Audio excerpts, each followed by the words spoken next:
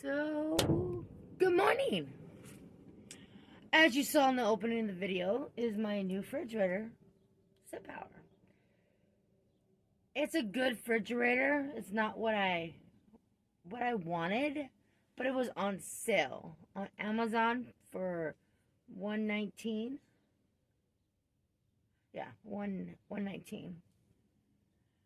My refrigerator had a little tiny freezer that I could put a little ice chips in there. You know, little ice things, and I can make ice. And this one doesn't, but the one I wanted was $249. But I did not have the money to buy that one. But I'm okay with that with this one right now because it gives me something to use until I can have the money to do. So, hold on.